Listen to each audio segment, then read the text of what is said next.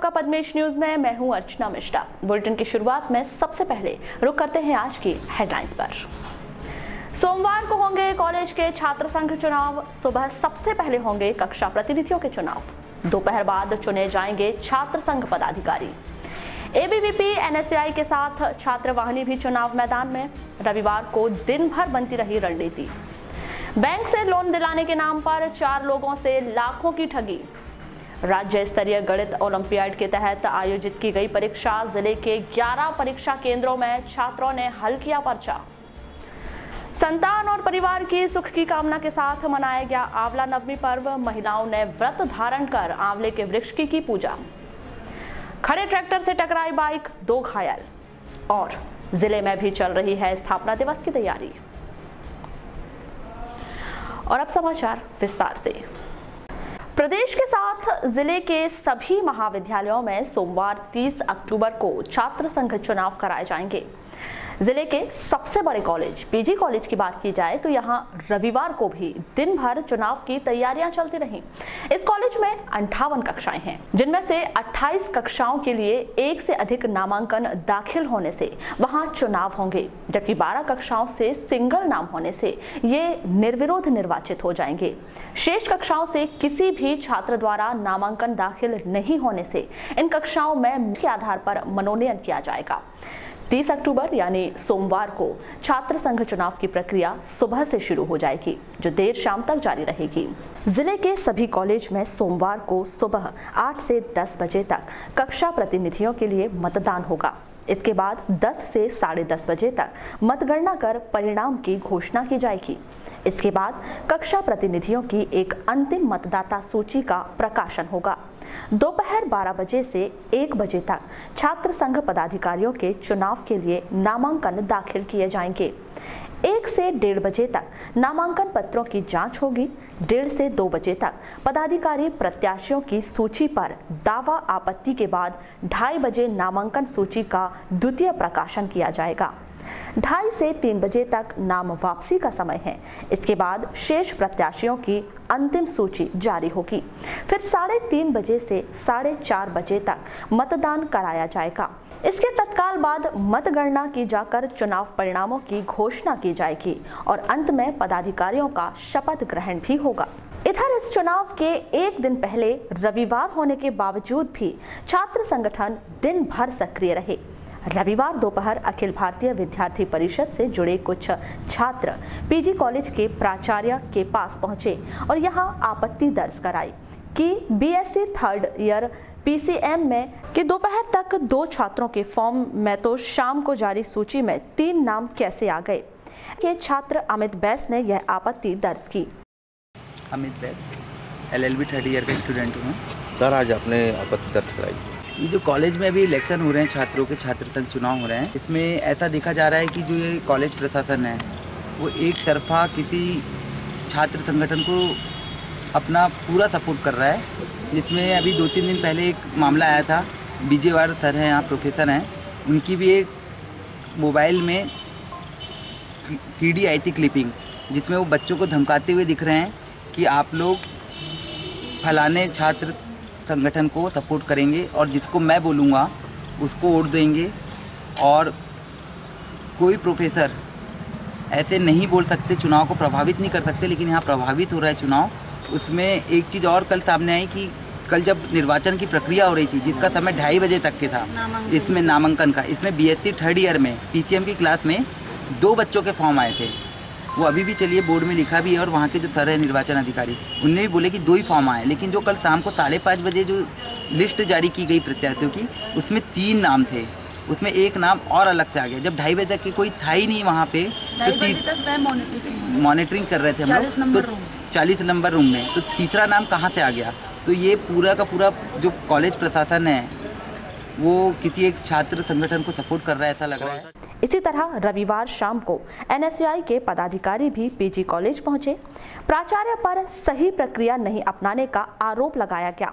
उन्होंने कहा कि रविवार को कक्षा प्रतिनिधियों का मनोनयन के लिए 5 बजे तक का समय निर्धारित था, लेकिन बाद में प्रक्रिया चलती रही, जो गलत है। आज जैसे कि बता दूं मैं आपको कि बच्चों के प्रचार का समय था और कुछ बच्चों जो कक्षा खाली थी, जहां पर प्रत्याशियों ने नामांकन नहीं डलवाया था, वहां पर कक्षा प्रतिनिधि मनोनयन जो था वो कक्षावार गुणानुक्रम सूची के आधार पर होना था। मतलब वहाँ पर जो मेरिट लिस्ट पर जो बच्चा सबसे ऊपर टॉप होता उसका अपने आप चुनाव हो जाता, निर्वाचित हो जाता। लेकिन जो बच्चे उपस्थित नहीं हो पाते वो सेकंड वाले का नंबर बनता है। तो ऐसे टॉपर लिस्ट निकली हुई थी, लेकिन इसका एक समय सीमा दी हुई थी कि ये सब जो भी इसकी छानबीन की जाएगी दस्तावेजों की, वो 5 बजे तक की जाएगी। हमारे द्वारा ये आरोप मतलब हमारे द्वारा जब देखा गया यहाँ पर, तो कुछ बच्चों का जो वेरीफाई कर रहे थे वो 5:30 बजे कर रहे थे, 5:30 बजे कर रहे थे, जो कि नियम के विरुद्ध थे। उस संबंध में जब प्रिंसिपल सर से बात करने गए तो उनका डायरेक्ट कहना था कि मेरे नियम अनुसार है, जबकि दस्तावेजों में उल्लिखित किया गया है कि समस्त गुणानुक्रम विद्यार्थियों का 5:30 बजे तक का समय सीमा होनी चाहिए। 5 बजे तक उसके बाद नहीं लिया जाएगा।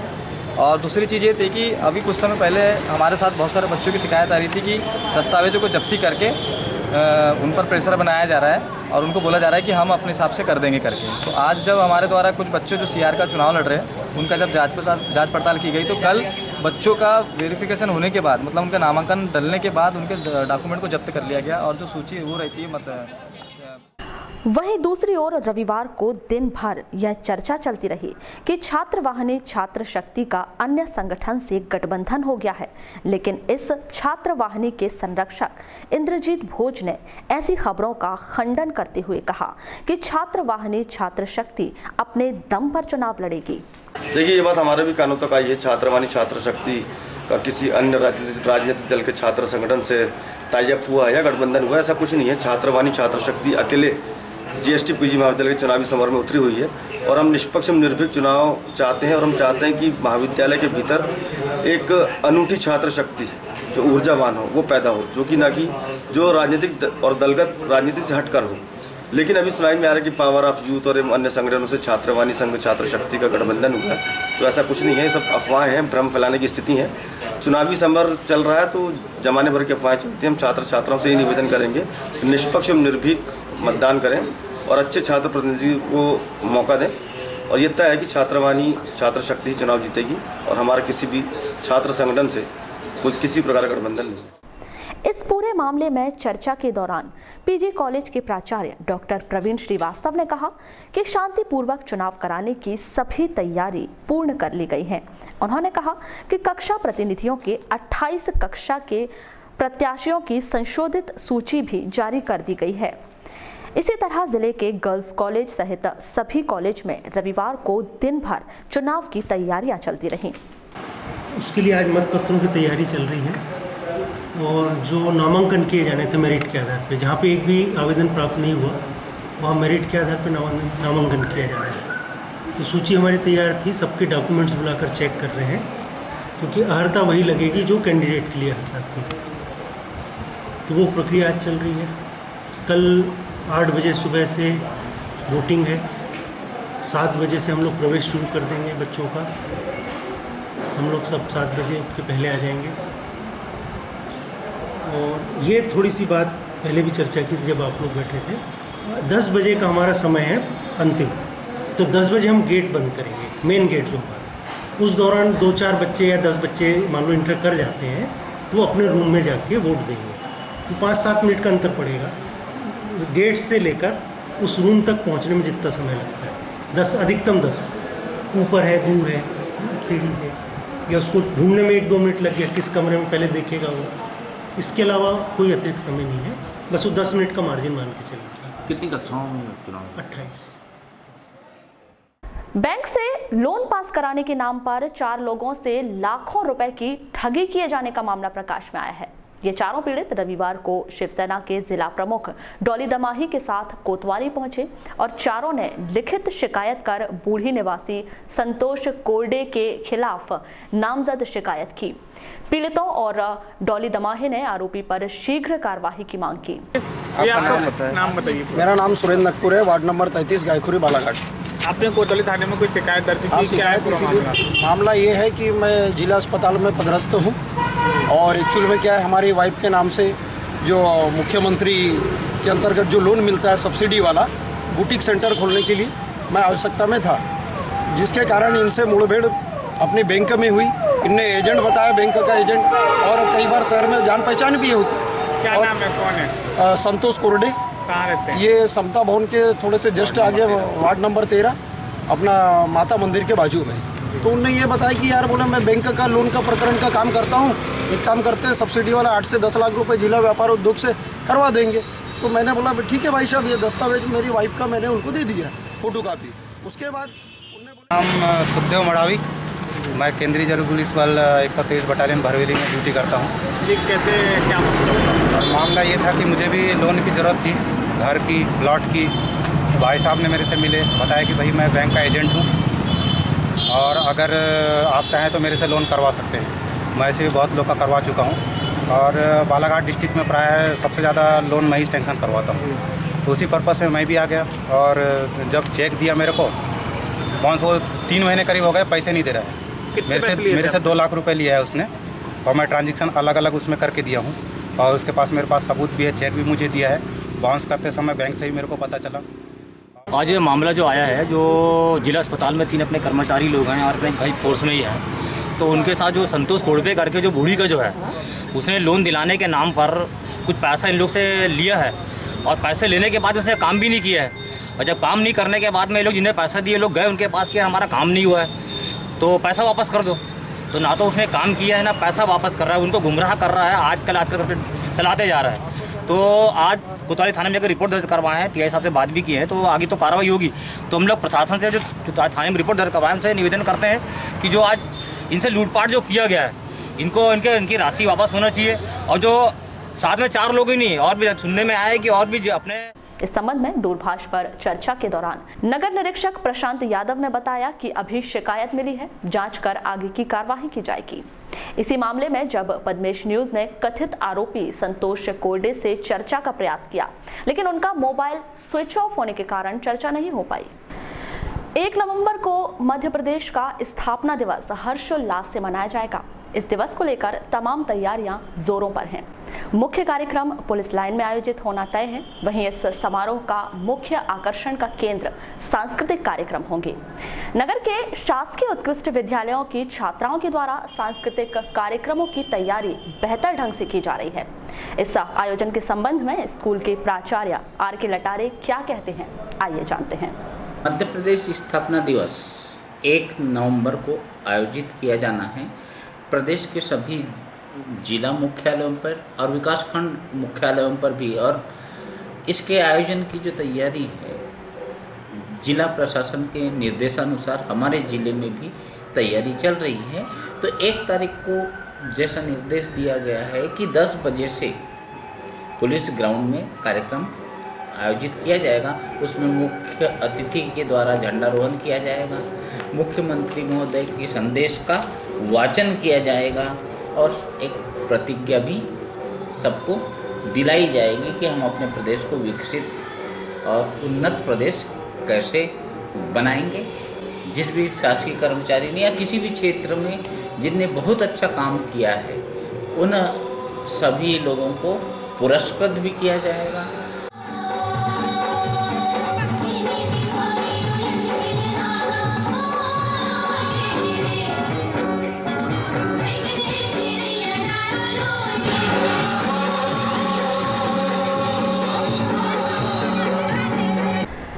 जिला शिक्षा अधिकारी निर्मला पटले के जारी निर्देशों के तहत रविवार को नगर के शासकीय वीरांगना रानी दुर्गावती स्कूल में 1 दिवसीय सेवाकालीन शिक्षक प्रशिक्षण कार्यक्रम का आयोजन किया गया, जिसमें जिले भर से शिक्षकों ने अपनी उपस्थिति दर्ज कराकर प्रशिक्षण प्राप्त किया। इस प्रशिक्षण कार्यक्रम के संबंध में नोडल अधिकारी मोहन बोपचे ने बताया कि इस प्रशिक्षण कार्यक्रम का मुख्य उद्देश्य शिक्षकों को कक्षा विषयों में आने वाली समस्याओं को दूर करना है, ताकि शिक्षण के वक्त उन्हें दिक्कतों का सामना न करना पड़े। त्रिज्या क्या होती है, व्यास क्या होता है, क्योंकि इससे संबंधित कोई भी प्रश्न आ सकता है। क्योंकि हमको एक आइडिया हो गया है कि 1 नंबर में भी वो ऐसी परिभाषाएं हमारे पास पूछ सकता है, तो ऐसे प्रश्न अपने को कराना है। जैसे अध्याय 8 है हमारे पास ज्यामितीय रचनाएं हैं। ज्यामितीय रचनाओं व्युत्क्रम बराबर क्या होगा 1/x है। अब यदि इनका मल्टीप्लाई कर दिया जाए x गुणित 1/x बराबर कितना आ जाएगा? इस बार क्या बात हुई हो कि उसके हर चैप्टर से संबंधित ऐसे प्रश्न जो बच्चों को आते थे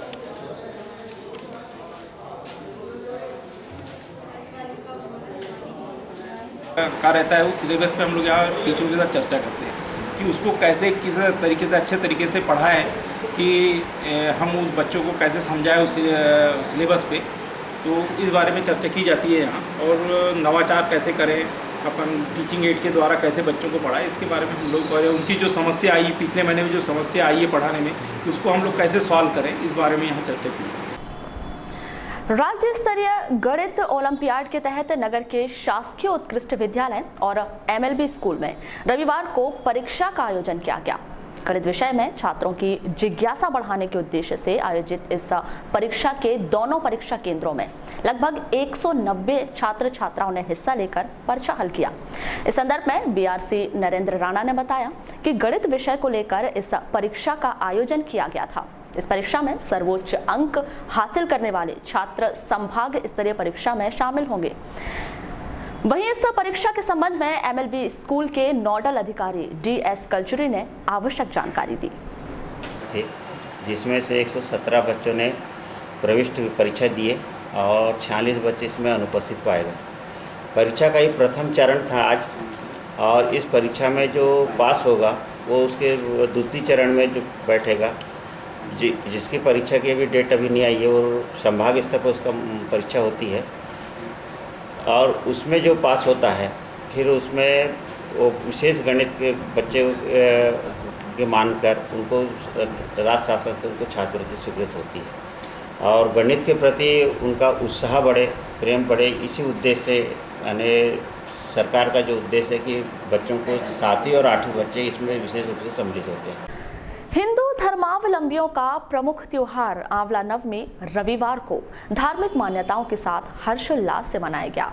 अक्षय नवमी के नाम से विख्यात इस पर्व पर महिलाओं ने व्रत धारण कर विधि विधान से आंवले के वृक्ष की पूजा अर्चना कर संतान प्राप्ति और परिवार की सुख की कामना की। आंवला नवमी की पावन तिथि पर शासकीय उत्कृष्ट विद्यालय की महिला शिक्षकों ने स्कूल में ही आंवले के वृक्ष की पूजा अर्चना कर सामूहिक तौर पर वृक्ष के नीचे भोजन किया।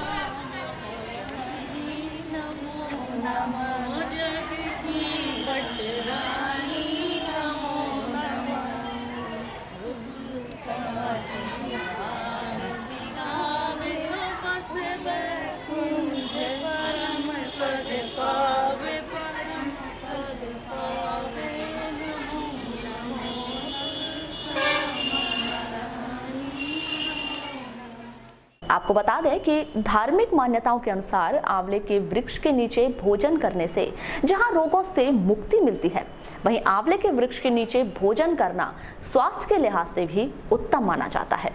हम लोग आंवला नवमी के दिन ये आंवला के वृक्ष की पूजा करते हैं।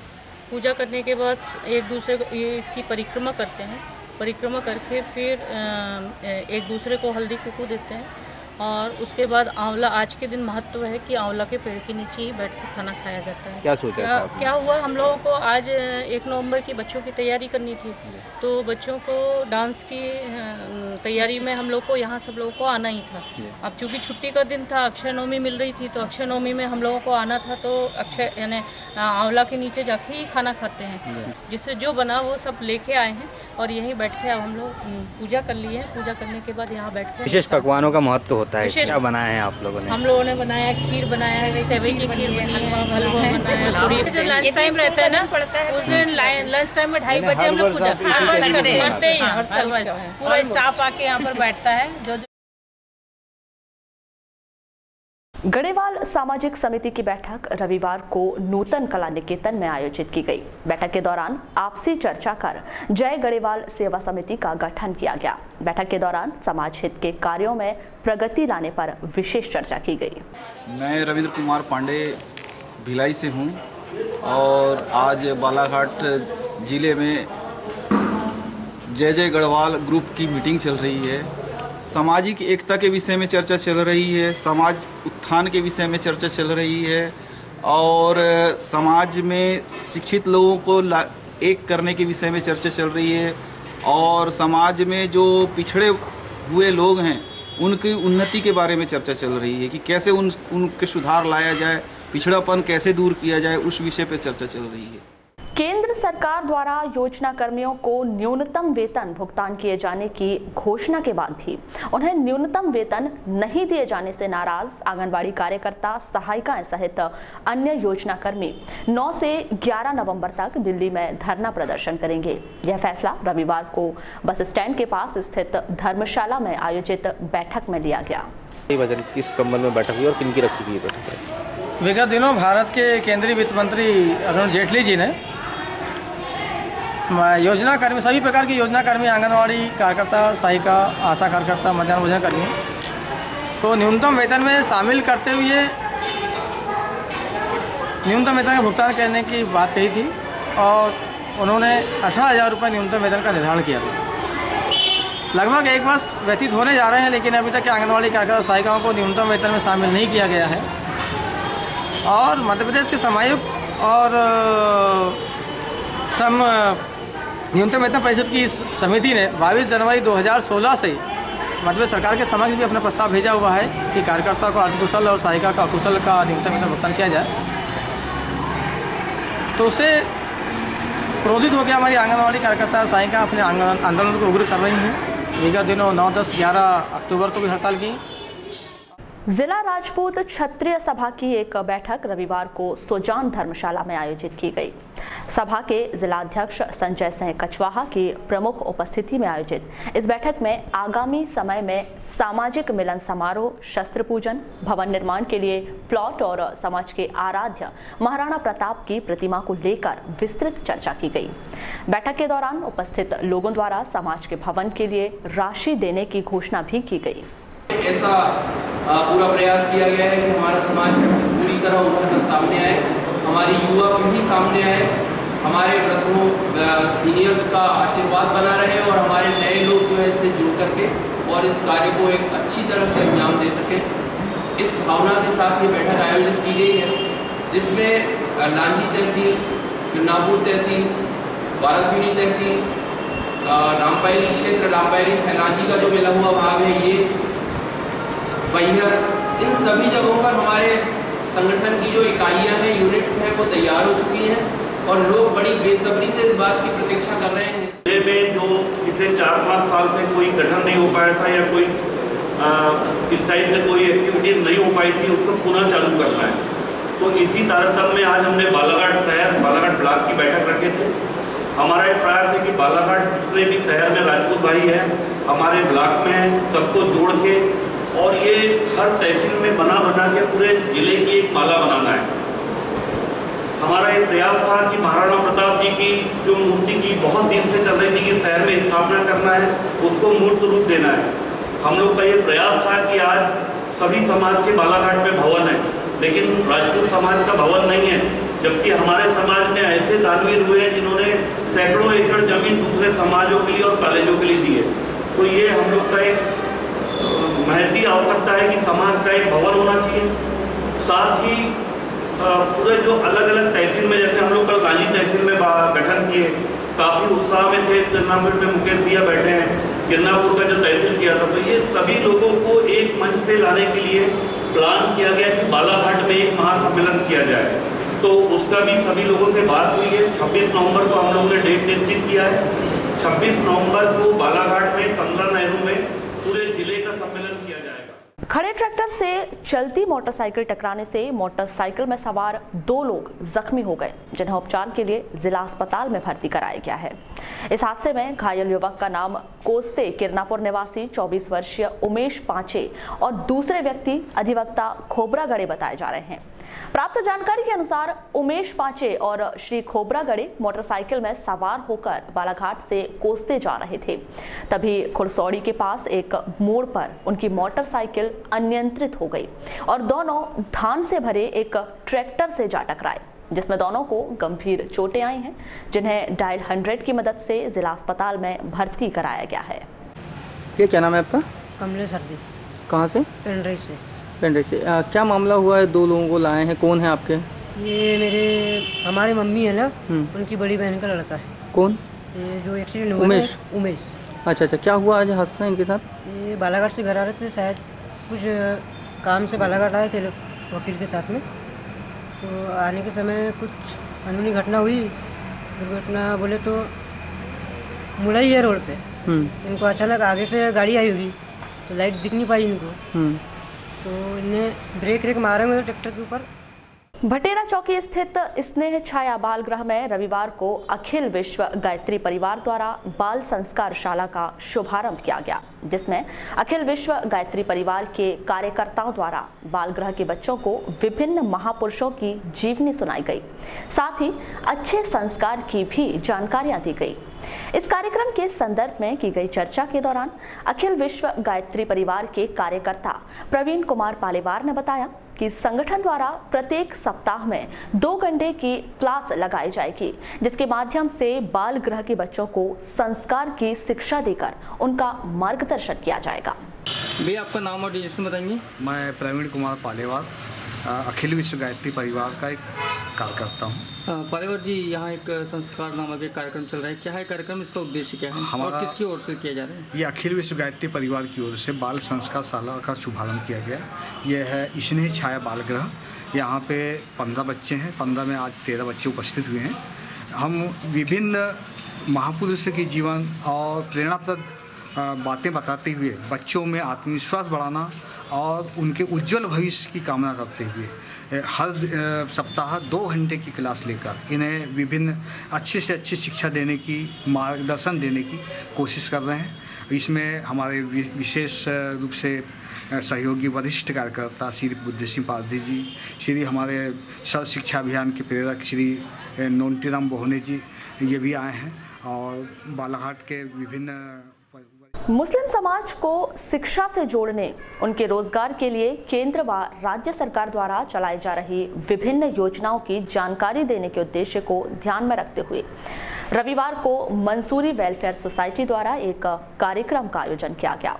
महाराष्ट्र मंडल के पास आयोजित इस कार्यक्रम के दौरान मंसूरी वेलफेयर सोसाइटी के सभी पदाधिकारियों और सदस्यों ने मुस्लिम समाज के उत्थान के लिए शिक्षा को बढ़ावा देने की बात कही, साथ ही रोजगार, स्वरोजगार, बैंक फाइनेंस, शासन की विभिन्न योजनाओं सहित अन्य सामाजिक कार्यों में युवाओं को आगे आने संबंधी जानकारियां उपलब्ध कराई गई। ले रहे हैं, ये हमारे लिए बड़ी फख्र की बात है। अल्हम्दुलिल्लाह हम बिरादरी के बच्चों के लिए, नौनिवालों के लिए, नौजवानों के मुस्तकबिल के लिए कह रहे हैं, जो ज़हीन तो हैं, दानिश्वर तो हैं, लेकिन जिनको पामाल किया जा रहा है, जिनको पामाल किया जा रहा है, जिनकी रूह की आवाज तो है कि हम खाते पीते तो हैं, लेकिन हम कहते हैं कि हम बिरादरी के नहीं हैं, हम फला हैं, हम दिखा हैं, लेकिन ये बहुत गलत बात है। अपने आप को जब बिरादरी की बात हो तो सबसे पहले आगे आना चाहिए। जब बिरादरी की बात हो तो जब सबसे पहले आगे आना चाहिए, क्योंकि हमें याद रखना चाहिए। गौर फरमाइएगा सदर साहब, जब बिरादरी की बात हो तब पहले आगे आना चाहिए, क्योंकि हमें याद रखना चाहिए कि हमारा जनाजा हमारी कौम के कंधों पर जाएगा, हमारा जनाजा हमारी कौम के कंधों पर जाएगा, न शौकत के कंधों पर, न दौलत के कंधों पर, न हुकूमत के कंधों पर कतई तौर पे हमारा जनाजा नहीं जाएगा। इस बात का हमें ख्याल रखना चाहिए। बताया कि बहुत सारी योजनाएं ओबीसी के लिए भी आती हैं। अब जो योजनाएं आएंगी, अभी व्हाट्सएप में आप नंबर जुड़वाइए सभी, वो योजनाएं उसमें भी डलेंगी। और आपको कोई बैंक से संबंधित कुछ परेशानी है तो आप उनसे गाइडलाइन ले सकते हैं। लोन लेकर के आप रोजगार चालू कर सकते हैं, उसमें रेट ऑफ इंटरेस्ट कम है। जो भी आपको बैंक से संबंधित परेशानी है, दूसरे बैंक से भी अगर कोई परेशानी है तो आप उनसे जाकर के मशवरा ले सकते हैं। मशवरा आपको अच्छा ही मिलेगा, कहीं ना कहीं आपकी तकलीफ दूर होगी। हर डिपार्टमेंट के लोग हमारे बीच में हैं, ये सिर्फ इसलिए कि पढ़ाई की वजह से हम इसलिए अपने बच्चों को और दूसरों को बोलते हैं कि पढ़ाई करें। पढ़ाई करने से जो मुकाम हासिल सब लोग कर रहे हैं, वो चाहते हैं कि आप लोग भी हमसे आगे बढ़ें। हमारे बीच में जो बहुत से लोग बैठे हुए हैं, ये सब पढ़ाई की वजह से हैं। इन्होंने अपना मुकाम पढ़ाई से, मेहनत से इस मुकाम पे पहुंचे। उन्होंने जो भी हासिल किया है उसमें बहुत बड़ा योगदान पढ़ाई का है। और हमारी कौम जो है, हमारी कौम में बहुत से लोगों को होशियार है, परंतु उनको गाइडलाइन नहीं मिल पाती। गाइडलाइन नहीं मिल पाती तो वो जहाँ थे वहीं रुक जाते हैं। वारासिवनी के गंगोत्री कॉलोनी स्थित कलार समाज के भवन का उद्घाटन और भगवान श्री सहस्त्रबाहु सम्मेलन का आयोजन रविवार को किया गया। प्रगतिशील कलार समाज के तत्वाधान में आयोजित इस कार्यक्रम में सांसद बोध सिंह भगत, विधायक डॉक्टर योगेंद्र निर्मल और पूर्व विधायक प्रदीप जायसवाल सहित कलार समाज के अनेक गणमान्य नागरिक शामिल हुए। इस अवसर पर समाज के उत्थान पर भी चर्चा की गई।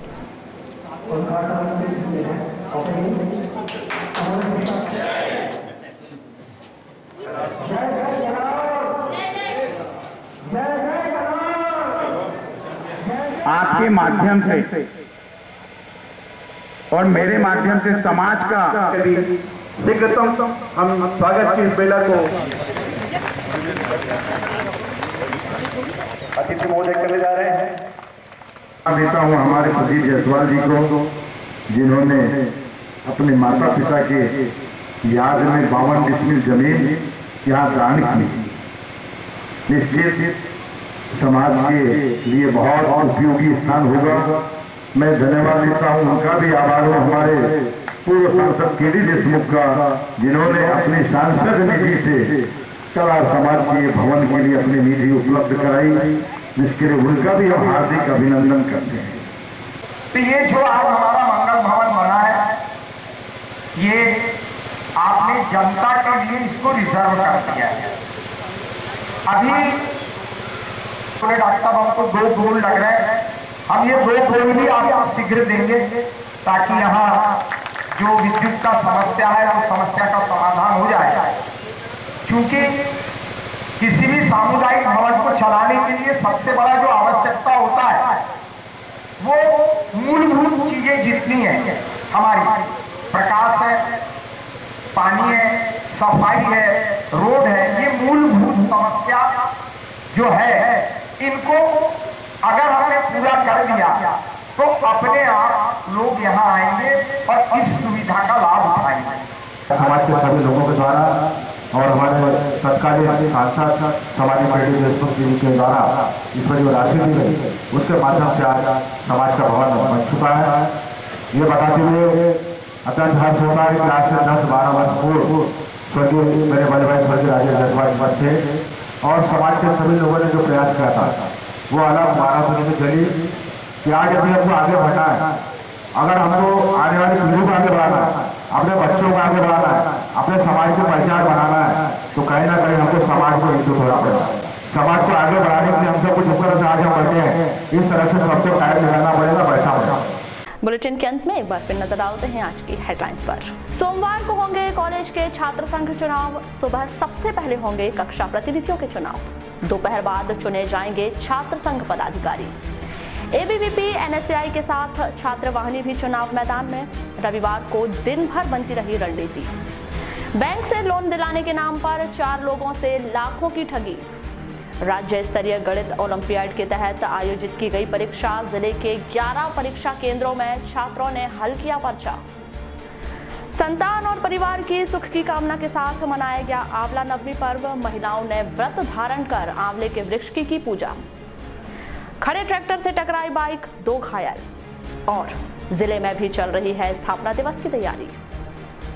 तो ये थी अभी तक की खास खबरें। अगले न्यूज़ बुलेटिन के साथ फिर मुलाकात होगी। तब तक के लिए नमस्कार।